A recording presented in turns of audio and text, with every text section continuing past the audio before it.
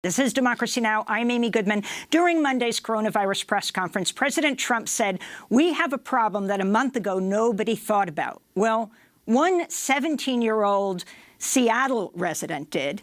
This is 17-year-old Avi Schiffmann, who's been tracking coronavirus cases since December. His website, ncov2019.live. We spoke on Friday.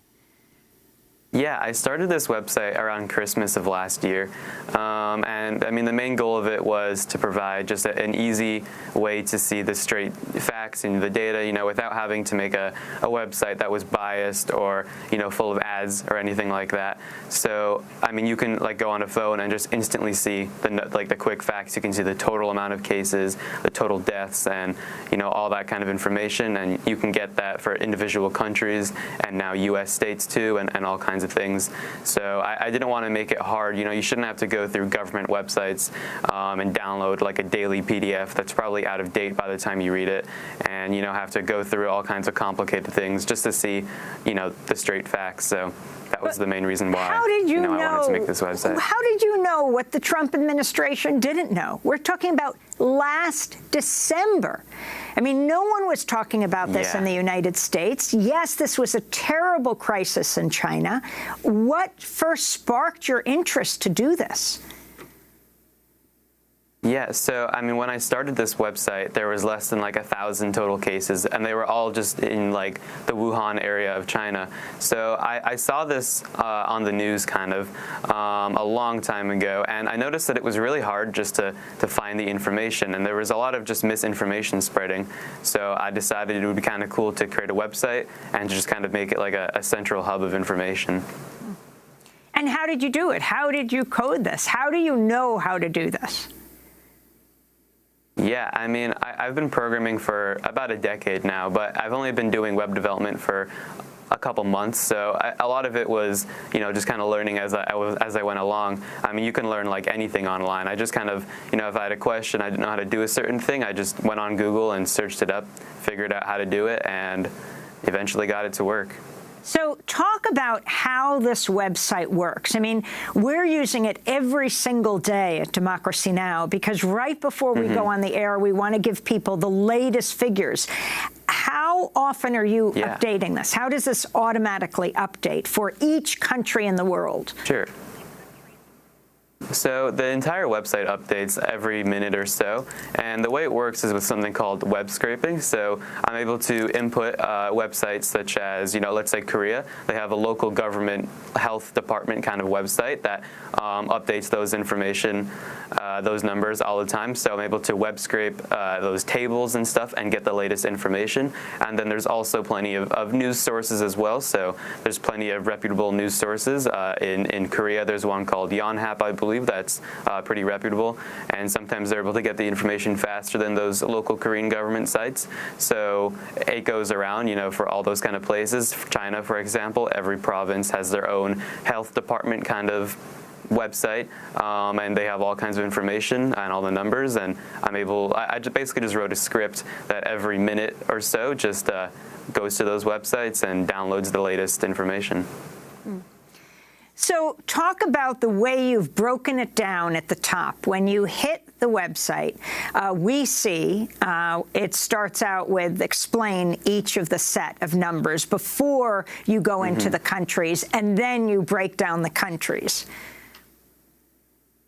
Yeah, so right now, as soon as you go to the website, especially on a mobile device, you just see the quick facts. You see the totals of the deceased and infected and recovered, and then you're able to see individual tables that you can sort and search. So let's say I want to sort specifically Europe just by how many deceased there were. Then I'm able to sort it that way, and I can see all that kind of information for individual countries. And I've been working to break it down. So, for example, the United States, you can see the individual states. You can see the same thing for Australia.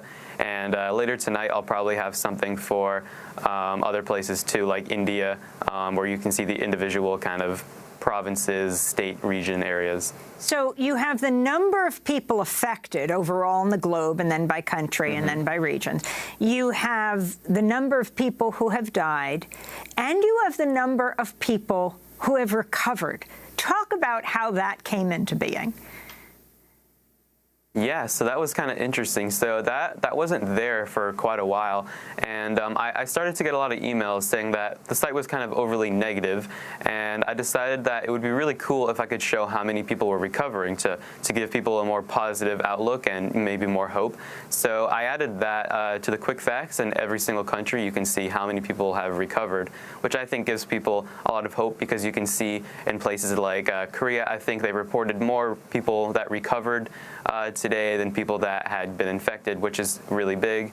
And I'm also working on things like a vaccine tracker to continue making it more positive, because it shouldn't have to be, super negative and you only see, the amount of people that have died. What does a vaccine tracker mean, Avi?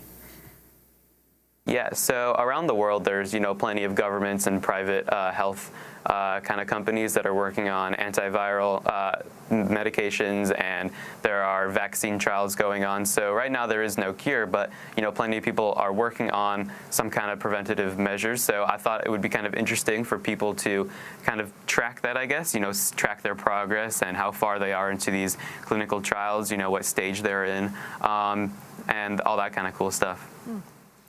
So talk about who is watching this. I mean, we're talking about, are you at 12 million now? Right now I'm at about 35 million. Oh my God. You're at 35 million users of your website. The past 24 hours, the past 24 hours has been about 6.5 million visitors, so it's a lot of pressure. I mean, this is astounding. How many people outside the United States, inside? Where are most of the people viewing your website from? So what's really interesting is that only about 60% of my traffic is from the United States, which means that I'm able to see it breaking down per country. And actually, I get a lot of visitors from places like Taiwan, and United Kingdom and France, and a lot of places in Europe and Asia visit my website too. So that's why I'm also working on translations, because if you're in Taiwan, you might like to see the website in Chinese more than English. So I'm working on things like that too. And what have you been able to learn about the transmission of the disease of COVID-19 as a result of your tracking? Yeah, so one thing that's been really interesting to see is that you can see countries like Iran and South Korea. They used to have, pretty similar kind of case counts, but you'd see that Iran would have, 5 times more deaths, which is just insane. So I think it's really interesting that you're able to see the kind of difference in fatality rates depending on the country's healthcare system and how they're dealing with it, transparency-wise. Who taught you to code? I learned myself just watching YouTube videos and just reading online kind of articles and things. I mean, you can learn anything online. You can learn underwater basket weaving for all you want. I mean, there's just so much great resources out there, and I think that's what's really cool about the internet. I mean, I can just go on YouTube and I can find a 14-hour-long tutorial on how to code websites. There's anything out there.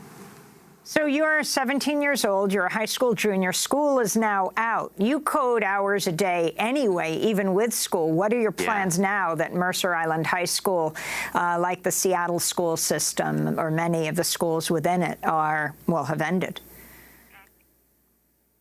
Yeah, now that it's closed, I'm able to work on the website a lot more and stay up, later without having to worry about going to school in the morning. So, and then it's also pretty helpful, just because for example, there's a student that's helping me with media things and going through my emails and stuff. So now that school's out, more people are able to help me that I know personally. So yeah, it's been really cool. And finally, if you can talk about this is not just sort of an academic project. You are documenting a life and death moment, not only in the United States, but all over the world.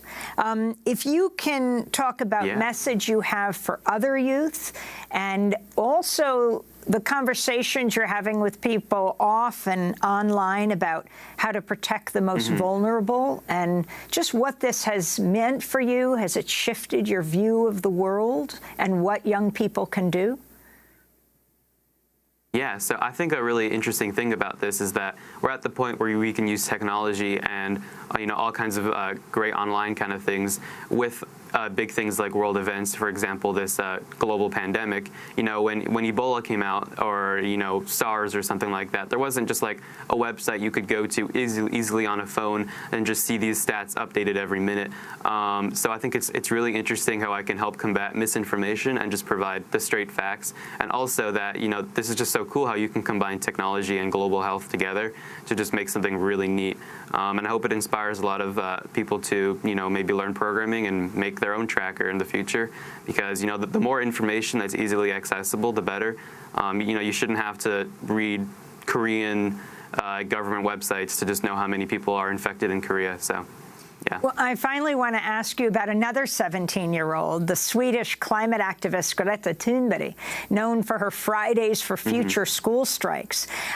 She just called for digital strikes during the coronavirus outbreak instead of the mass public events that happen in many communities. She tweeted, "We can't solve a crisis without treating it as a crisis, and we must unite behind experts and science." This, of course, goes for all crises. Now the experts urge us to avoid big public gatherings for a better chance to flatten the curve and slow the spreading of the coronavirus. We, the young people, are the least affected by this virus, but it's essential that we act in solidarity with the most vulnerable and that we act in the best interest of our common society. Had you heard about Greta Thunberg, and what are your final thoughts, Avi? Of course. Yeah, I mean, I agree. It's definitely a big thing that we're able to use all these resources. As myself, I'm just 17, but it's really cool that I'm able to provide. For example, there's a wiki page on the site that has all kinds of information. What to do if you're infected, or the symptoms and kind of things. And I think it's really cool that I'm able to put that information out there for the rest of the world and all kinds of adults. That way they can just easily access it. Well, Avi Schiffmann, I want to thank you for being with us. Avi is 17 years old, high school junior at Mercer Island High School, which has closed. It's right outside Seattle, Washington. He developed this most remarkable coronavirus tracker. And finally, Avi, when I was asking you how you pronounce the name of your website, you said you might be changing it. Tell us the website again and what you're thinking of changing it to, why you came up with that name. Sure. So right now the website domain is ncov2019.live, which is pretty hard to even say or remember. So I mean that used to be the unofficial name of the virus, but now that it's changed, I'd like to rename the website. I bought a domain called germtracker.com. That way it's so much easier to remember, and that way I can also use it in the future for more global pandemics. I mean, because there's only going to be another big thing a couple of years from now, and I'll be the first one to make a tracker for it. So.